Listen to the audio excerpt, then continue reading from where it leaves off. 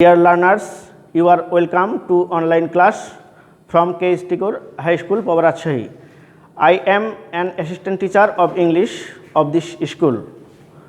Today I am going to take your English second part class for class 9 and 10. Today's topic is connectors. Let's know the definition and meaning of connectors. At first we have to identify it.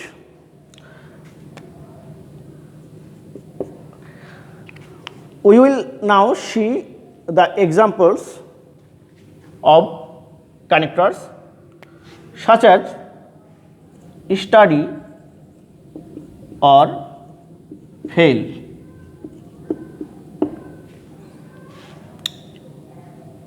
Onu and Shamol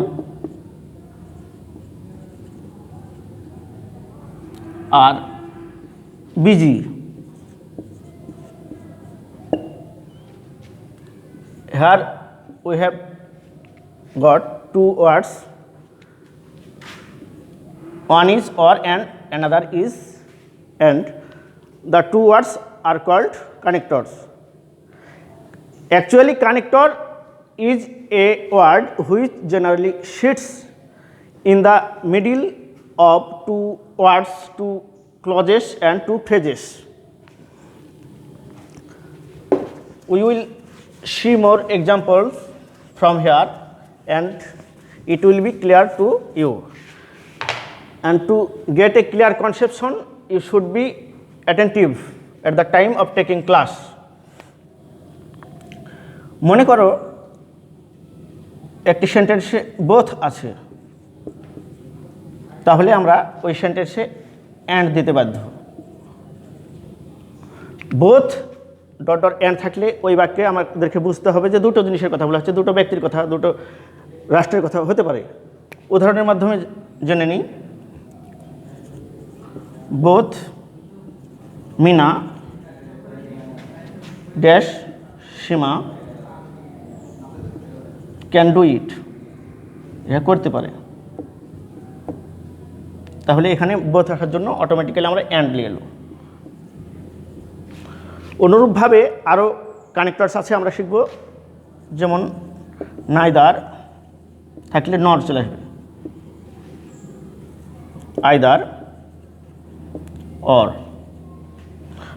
এগুলোর ব্যবহারটা দেখো যে neither নর মানে এটিও না OTO না, এই অর্থে বসবে।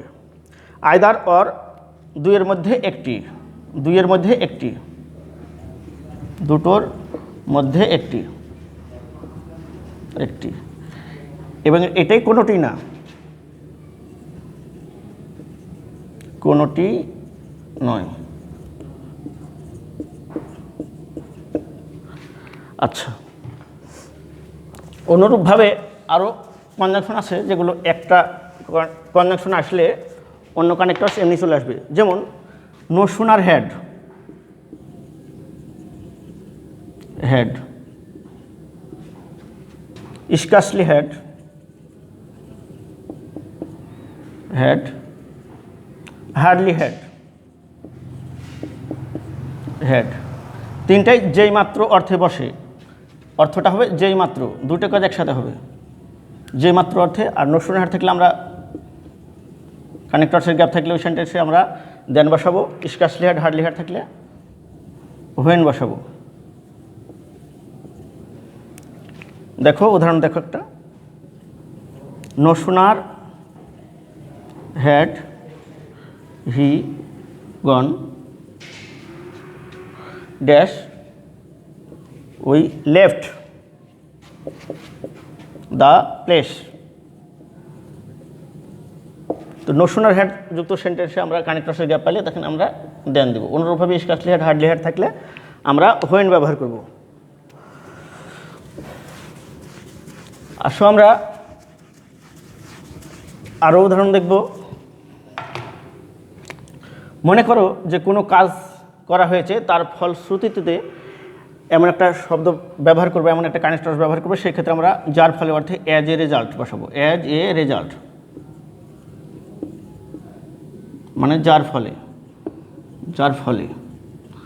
উদাহরণ দেখি, হি ওয়ার্কড হার্ড।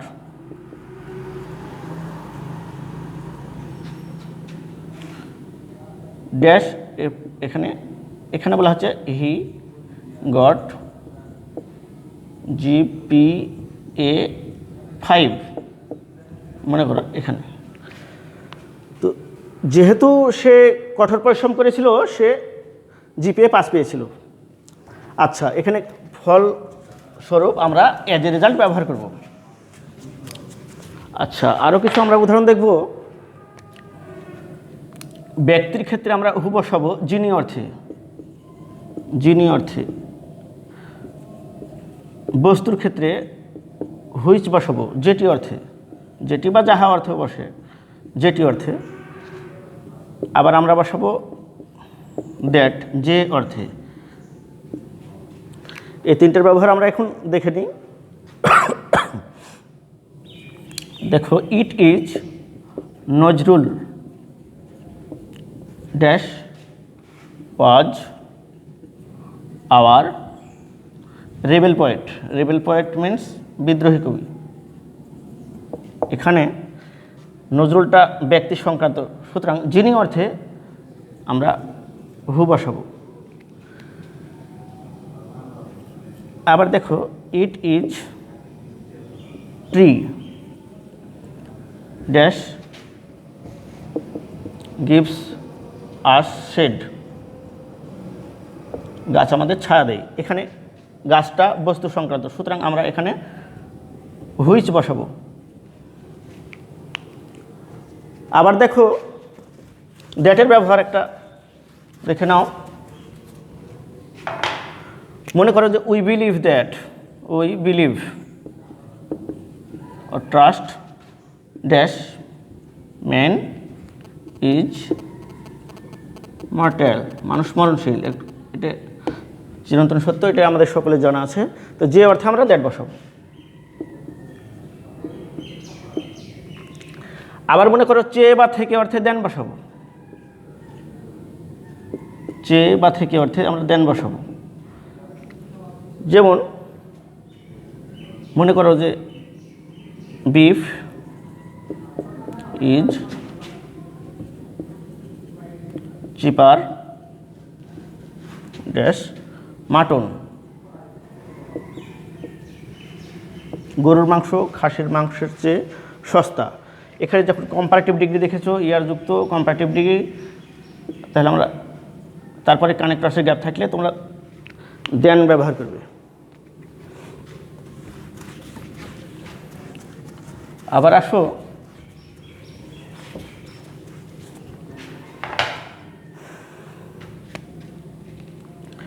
মনে করো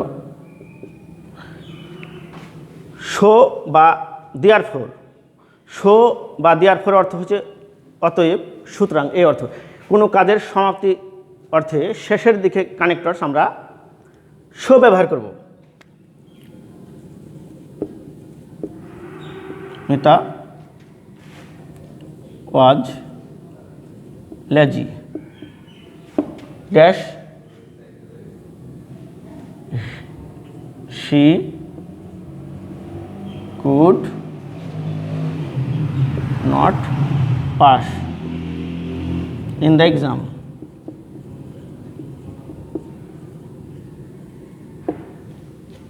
এখানে শো কিংবা দেয়ার ফোর। তো সাধারণত আবারও বলছি,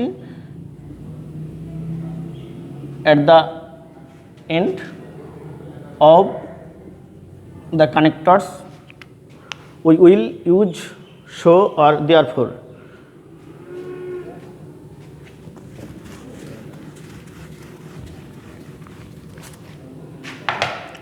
আমরা আরও ব্যবহার দেখব। আনটিল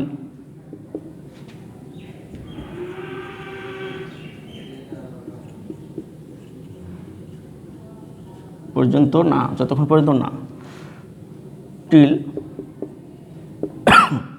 যতক্ষণ পর্যন্ত, ফাংশনটা সেটা একই, যতক্ষণ পর্যন্ত।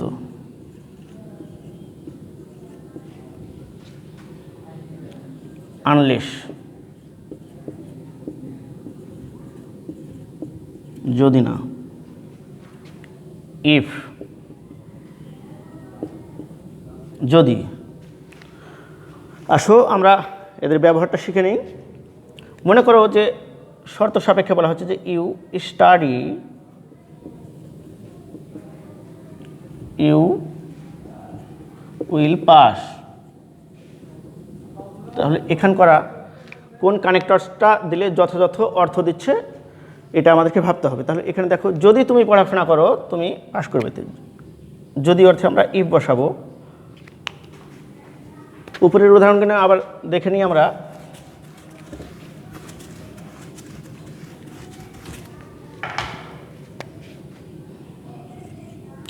আই ওয়েটেড, আমি অপেক্ষা করলাম, ড্যাশ হি কেম। সেই ক্ষেত্রে আমরা কি বসাবো? টিল অথবা আনটিল। তারপরে সময়ের ক্ষেত্রে আমরা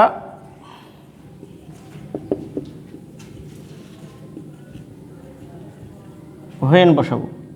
এটা যখন অর্থে, হোয়েনটা বসে যখন অর্থে, যখন অর্থে।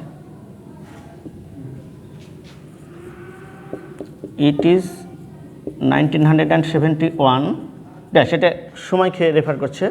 সুতরাং আমরা এখানে কি বসাবো? হোয়েন বসাবো। It is 1971 dash we became free. Dear learners, no more today. Try to stay at home. Do not forget to use hand sanitizer and mask. And you are requested to watch our online classes. Thank you for watching my classes.